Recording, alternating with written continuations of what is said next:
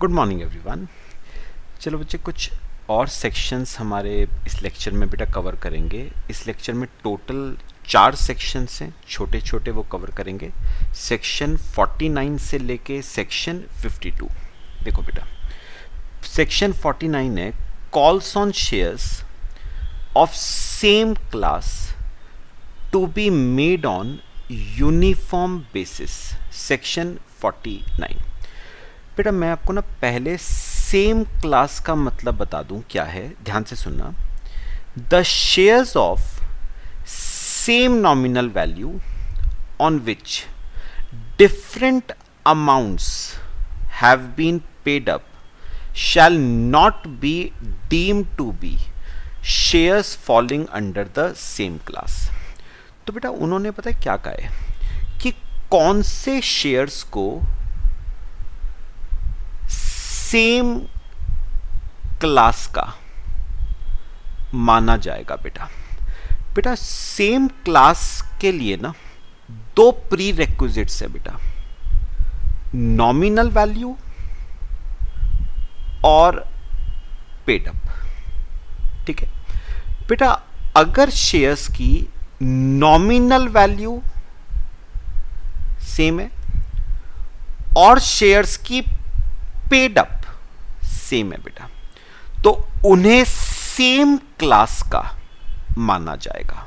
ठीक है, but in दोनों में से अगर एक भी डिफरेंट हो गया ना, तो उन शेयर्स को डिफरेंट क्लासेस का माना जाएगा। तो प्री रेक्विजिट क्या है बेटा सेम क्लास के लिए? Nominal value and paid up should be same. दोनों में से एक भी डिफरेंट है तो उसे डिफरेंट क्लास का माना जाएगा। तो बेटा एग्जाम्पल के तौर पे ना सेक्शन 49 देखो बेटा सपोज एग्जाम्पल के तौर पे इक्विटी शेयर्स हैं बेटा।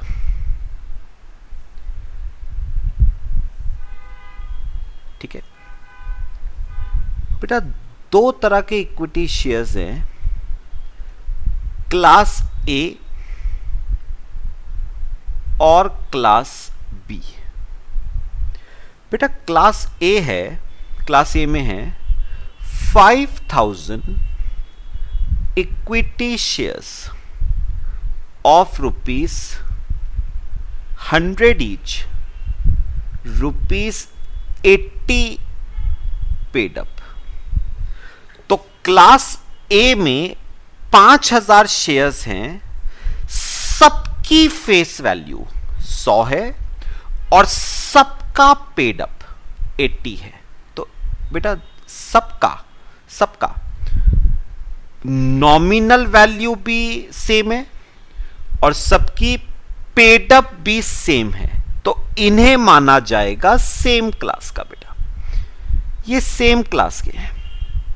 ठीक है, ऐसे ही बेटा क्लास बी में मेरे पास 1000 इक्विटी शेयर्स हैं ऑफ ₹100 ईच, ₹50 पेड अप। तो अब बताओ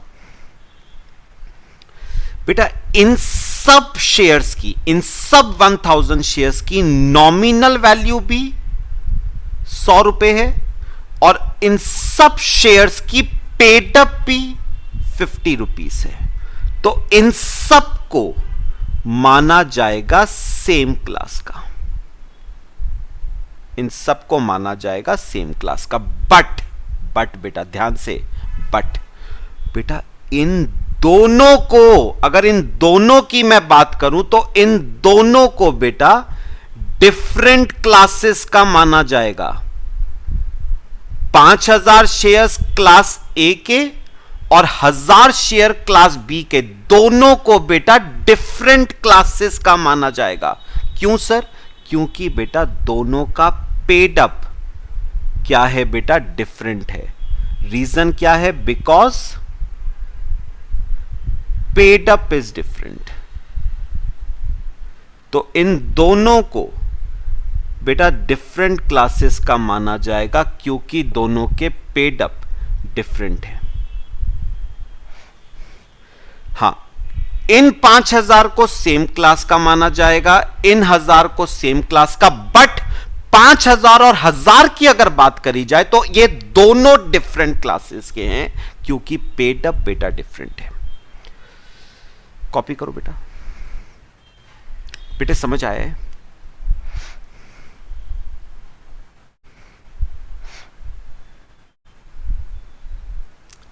आगे चलो अभी बेटा। अब यूनिफॉर्म कॉल का क्या मतलब है देखना बेटा।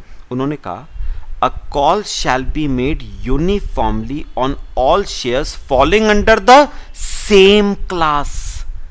मतलब बेटा एक बात सुनो, उन्होंने कहा है जो शेयर्स एक ही क्लास में फॉल कर रहे हैं उन सब से एक ही तरह की कॉल मंगवाओगे आप। तो मेरे को एक बात बताओ बेटा, सपोज कंपनी इनसे बेटा क्लास ए वालों से कॉल मंगवाना चाहती है बेटा, फाइनल कॉल मंगवाना चाहती है। कितने रुपए की? 80 रुपए पेड अप है, तो 20 रुपए की फाइनल कॉल बुलवाना चाहती है कंपनी इनसे। किनसे?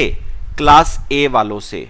तो बेटा ये 20 रुपए की फाइनल कॉल सबसे बुलवानी पड़ेगी जो क्लास ए में फॉल करते हैं।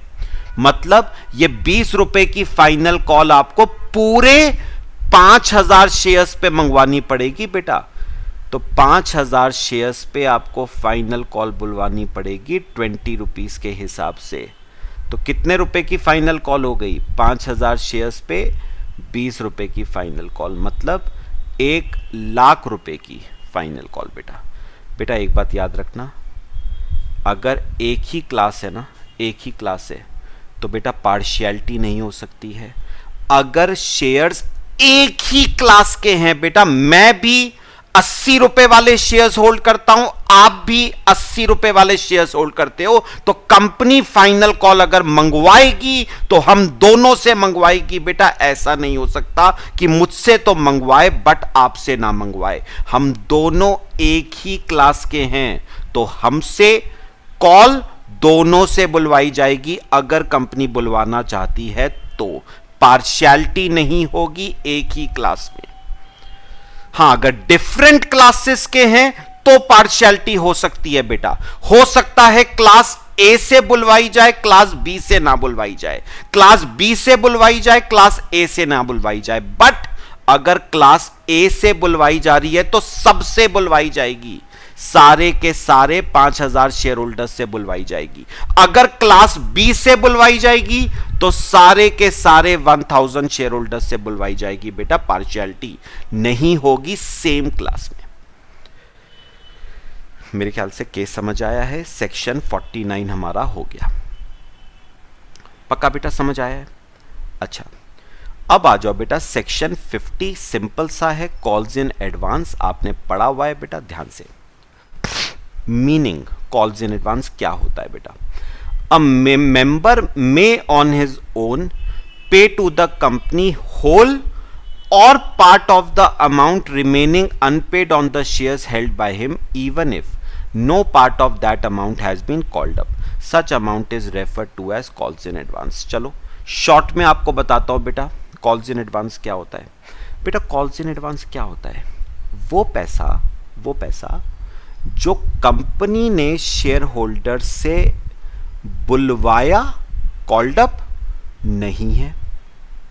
मतलब कंपनी ने शेयर होल्डर से पैसा बुलवाया नहीं है, बट शेयर होल्डर ने कंपनी को यह पैसा पे कर दिया है, चाहे पूरा चाहे पार्टली, आइदर होली और पार्टली। तो मैंने क्या कहा बेटा, कॉल्स इन एडवांस क्या होता है? वो पैसा जो कंपनी ने बुलवाया नहीं है, बट शेयर होल्डर ने वो पैसा एडवांस में कंपनी को क्या कर दिया है? पे कर दिया है बेटा। एग्जाम्पल के तौर पे देखो, पढ़ा हुआ ये तो आपने। सेक्शन 50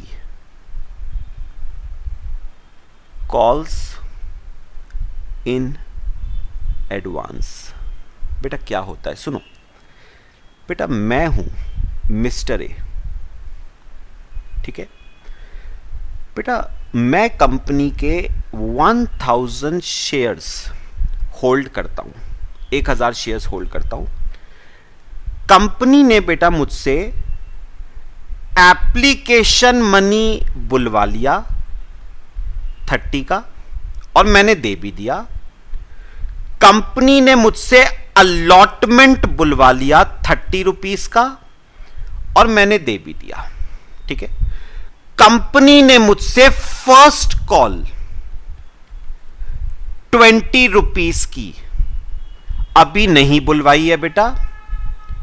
कंपनी ने मुझसे फर्स्ट कॉल 20 की अभी नहीं बुलवाई है। कंपनी ने फाइनल कॉल अभी 20 रुपीस की नहीं बुलवाई है। तो सिर्फ कितने रुपए बुलवाए हैं बेटा, 30 एप्लीकेशन के और 30 अलॉटमेंट के, मतलब कंपनी ने मुझसे 60 रुपए बुलवाए हैं बेटा। लेकिन मैंने बेटा मिस्टर ए ने कंपनी को एडवांस में बेटा कॉल का पैसा भी पे कर दिया, 20 रुपए फर्स्ट कॉल का और 20 रुपए फाइनल कॉल का, मतलब एक शेयर पे 40 रुपए, यानी 1000 शेयर्स पे 40,000 रुपए मैंने एडवांस में पे कर दिए बेटा। यह पैसा कंपनी ने बुलवाया नहीं था, मैं लायबल नहीं था यह पैसा देने के लिए, बट मैंने एडवांस में कंपनी को यह पैसा क्या कर दिया, पे। इससे बेटा हम क्या कहते हैं, कॉल्स इन एडवांस। इसे हम कहते हैं कॉल्स इन एडवांस, ठीक है बेटा। लो कॉपी कर लो बच्चे।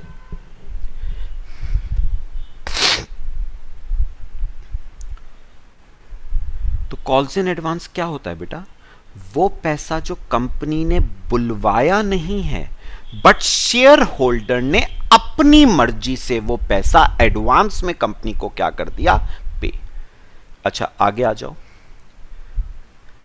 Power to accept calls in advance, specific power is required in the articles to accept calls in advance. बेटा एक बात याद रखना, company calls in advance accept तब तक नहीं कर सकती है जब तक आर्टिकल्स कंपनी को ऑथराइज नहीं करता। तो बेटा याद रखना, कंपनी शेयर होल्डर से कॉल्स इन एडवांस एक्सेप्ट तभी कर सकती है when authorised by articles of association, ठीक है।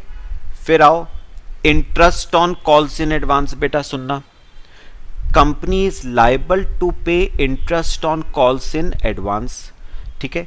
Interest is payable whether or not company has any profits, that is interest may be paid out of capital. चलो सुनो मेरी एक छोटी सी बात बेटा, कंपनी को शेयर होल्डर्स को कॉल्स इन एडवांस पे क्या देना पड़ता है बेटा, इंटरेस्ट। तो मेरी बात सुनो, एक तरफ बेटा कंपनी है, ठीक है, और एक तरफ बेटा शेयर होल्डर है। अच्छा, शेयर होल्डर ने कंपनी को बेटा क्या दिया, कॉल्स इन एडवांस। अब कंपनी का फर्ज बनता है कि वो शेयर होल्डर को इन कॉल्स इन एडवांस पे क्या दे, इंटरेस्ट दे। तो कौन देता है इंटरेस्ट बेटा, कंपनी शेयर होल्डर को देती है कॉल्स इन एडवांस पे इंटरेस्ट। बेटा अब इंटरेस्ट ना 2 तरीकों से पे होता है बेटा। अगर तो कंपनी के पास सफिशिएंट प्रॉफिट्स हैं, if company has profits, company के पास अगर प्रॉफिट्स हैं, तो बेटा इंटरेस्ट पे होगा। Interest is paid out of profits interest पे होगा बेटा प्रॉफिट्स में से। बट अगर company does not have profits, company does not have profits, company के पास बेटा सफिशिएंट प्रॉफिट्स अवेलेबल नहीं है, तो बेटा उस केस में याद रखना interest is paid out of capital, interest is paid out of capital, तो कैपिटल में से पे होगा बेटा। तो अगर कंपनी के पास प्रॉफिट्स हैं तो इंटरेस्ट प्रॉफिट्स में से पे होगा, नहीं है तो इंटरेस्ट बेटा कैपिटल में से पे होगा। मतलब इंटरेस्ट तो पे होगा ही होगा, प्रॉफिट्स हो या ना हो बेटा। ठीक है। अच्छा, एक लास्ट बात बेटे, इंटरेस्ट का रेट क्या होगा बेटा? रेट ऑफ इंटरेस्ट, तो बेटा रेट ऑफ इंटरेस्ट है 12% पर एनम और rate specified in articles of association, दोनों में से जो भी लेस है बेटा। तो रेट ऑफ इंटरेस्ट क्या होगा? 12% पर एनम और जो भी आर्टिकल्स में स्पेसिफाइड है, दोनों में से जो भी कम है वो आपका रेट होगा। ठीक है, लो कॉपी कर लो बच्चे। समझ आ रही है बेटा? ये सब बातें तो पढ़ी हुई हैं आपने। आगे चलें। देखो, ये तो बेटा हमने पढ़ लिया। अच्छा, वोटिंग राइट्स की बेटा जहां तक बात है, a member is not entitled to any voting rights in respect of calls in advance until that amount has been called up। तो याद रखना बेटा, कॉल्स इन एडवांस पे आपको वोटिंग राइट्स नहीं मिलते हैं जब तक वो पैसा कंपनी बुलवा नहीं लेती है बेटा। तो याद रखना, कॉल्स इन एडवांस पे नो वोटिंग राइट्स बेटे, जब तक कंपनी ने वो पैसा बुलवाया नहीं है। ठीक है। Other right simple, amount paid as calls in advance is non refundable बेटा, पैसा रिफंड नहीं होता है। Liability of the member to pay future calls is extinguish to the extent of calls in advance paid by him. Obvious सी बात है बेटा, अगर आपने कंपनी को कॉल्स इन एडवांस का पैसा पे कर दिया है तो फ्यूचर में आपकी कोई लाइबिलिटी नहीं है। जैसे मैंने एग्जांपल दिया था, मिस्टर ए ने 1000 शेयर्स पे फर्स्ट कॉल का पैसा और फाइनल कॉल का पैसा दोनों पे कर दिए, तो फ्यूचर में आपकी कोई लाइबिलिटी नहीं है बेटा। फ्यूचर की लाइबिलिटी 0 हो जाती है। तो आपने एडवांस में दे दिया ना बेटा पैसा 40,000 रुपए, तो आपकी फ्यूचर में कोई लाइबिलिटी अराइज नहीं करती, आपकी फ्यूचर लाइबिलिटी खत्म हो जाती है बेटा, नील हो जाती है। ठीक है। फिर in the event of winding up of the company, amount paid as calls in advance along with interest shall be repaid before capital to members but after creditors have been paid off. अब ये सुनना बेटा, ये सुनना बेटा, अब होता क्या है, कंपनी का जब लिक्विडेशन होता है ना बेटा, कंपनी का जब क्या होता है, लिक्विडेशन, तो बेटा लिक्विडेशन में सबसे पहले क्या होता है बेटा, सबसे पहले असेट्स को मार्केट में बेटा बेचा जाता है, असेट्स को मार्केट में बेचा जाता है बेटा। ठीक है। अच्छा, असेट्स को बेच के जो पैसा आता है ना, उससे बेटा लायबिलिटीज की क्या करी जाती है, पेमेंट करी जाती है। लायबिलिटीज की क्या करी जाती है, पेमेंट करी जाती है। अब अपने आप सोचो बेटा, बेटा लायबिलिटीज के बीच में तो लड़ाई हो जाएगी बेटा। एक लायबिलिटी कहेगी मुझे पैसा पहले दो, दूसरी लायबिलिटी कहेगी नहीं पहले पैसा मुझे दो। ठीक है। तो किसको पैसा पहले दोगे बेटा? बेटा उसके लिए ना एक ऑर्डर ऑफ पेमेंट डिसाइडेड है बेटा, इसी ऑर्डर में पेमेंट होती है। ऑर्डर ऑफ पेमेंट डिसाइडेड है। और बेटा वो ऑर्डर क्या है? सबसे पहले बेटे पेमेंट करी जाती है आउटसाइड लायबिलिटीज की। सबसे पहले जो आउटसाइड लायबिलिटीज है उनकी पेमेंट करी जाती है। ठीक है, अब सुनना, एक लाइन छोड़ देना बेटा। फिर उन्होंने कहा, एक लाइन छोड़ना है आउटसाइड लायबिलिटीज के नीचे, आउटसाइड लायबिलिटीज को पैसा देने के बाद अगर कुछ पैसा बचता है तो उससे हम रीपे करते हैं प्रेफरेंस शेयर होल्डर्स की कैपिटल, और उसके बाद अगर कोई पैसा बचता है तो वो जाता है बेटा इक्विटी शेयर होल्डर्स को। इस चैप्टर के स्टार्टिंग में आपने पढ़ा हुआ भी है बेटा सेक्शन 43, जिसमें मैंने काइंड्स ऑफ शेयर कैपिटल बताया था। मैंने कहा था प्रेफरेंस शेयर कैपिटल को प्रेफरेंस क्यों कहा जाता है? क्योंकि उनको पेमेंट इक्विटी शेयर होल्डर्स से पहले करी जाती है at the time of winding up of the company. तो पहले आउटसाइड लायबिलिटीज, फिर प्रेफरेंस शेयर होल्डर्स को दिया जाएगा, फिर जो बचेगा वो इक्विटी शेयर होल्डर्स को जाएगा। ठीक है, लेकिन बेटा एक बात उन्होंने कही है, ध्यान से।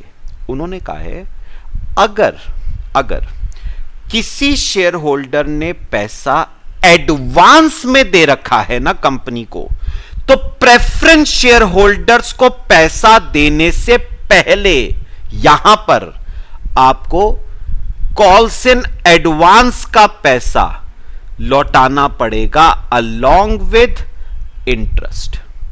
यानी बेटा प्रेफरेंस शेयर होल्डर्स को पैसा देने से पहले आपको एडवांस में जो पैसा मिला है वो लौटाना पड़ेगा शेयर होल्डर्स को अलोंग विद इंटरेस्ट। तो आउटसाइड लायबिलिटीज को देने के बाद और प्रेफरेंस शेयर होल्डर्स को देने से पहले इक्विटी शेयर होल्डर का कॉल्स इन एडवांस का पैसा अलोंग विद इंटरेस्ट आपको लौटाना पड़ेगा। तो इनका ऑर्डर ऑफ पेमेंट में नंबर बेटा आउटसाइड लायबिलिटीज के बाद है और प्रेफरेंस शेयर होल्डर्स से पहले, कॉल्स इन एडवांस का पैसा। समझ आई? कॉपी कर लो बेटे।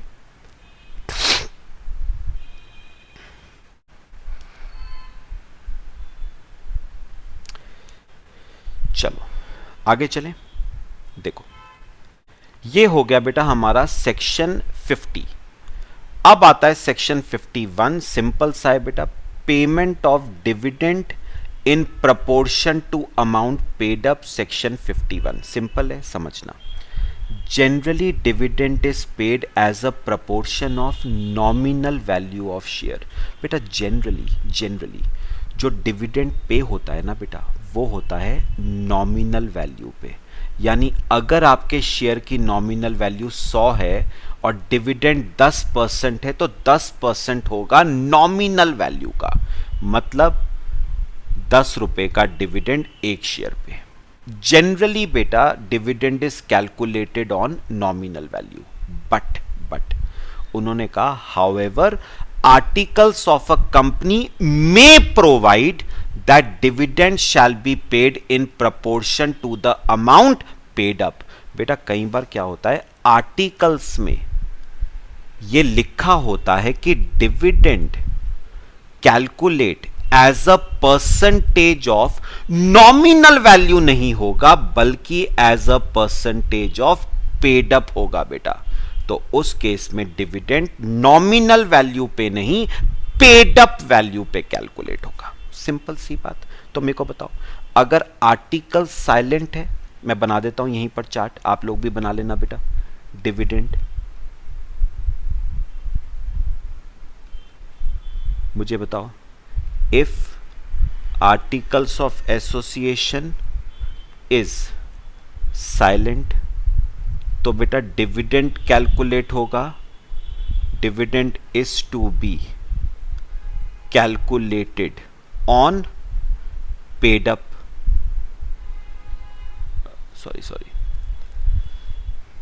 dividend is calculated on nominal value.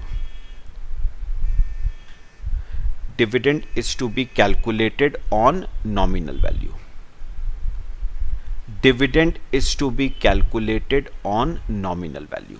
अगर आर्टिकल्स में बेटा कुछ नहीं लिखा तो डिविडेंड नॉमिनल वैल्यू पे कैलकुलेट होगा, but if articles of association contains a clause, अगर आर्टिकल्स ऑफ एसोसिएशन में क्लॉज मेंशन्ड है तो डिविडेंड कैलकुलेट होगा ऑन पेड अप। ठीक है बेटा, तो अगर आर्टिकल्स ऑफ एसोसिएशन साइलेंट है तो डिविडेंड बेटा नॉमिनल वैल्यू पे निकल जाएगा, लेकिन आर्टिकल्स ऑफ एसोसिएशन में अगर लिखा हुआ है तो डिविडेंड बेटा पेड अप पे निकलेगा। लो बच्चे ये कॉपी कर लो।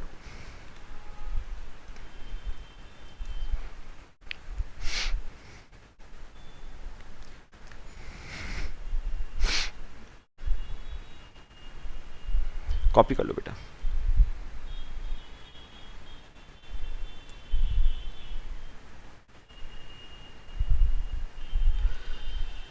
चलो बच्चे बाकी नेक्स्ट क्लास में डिस्कस करेंगे।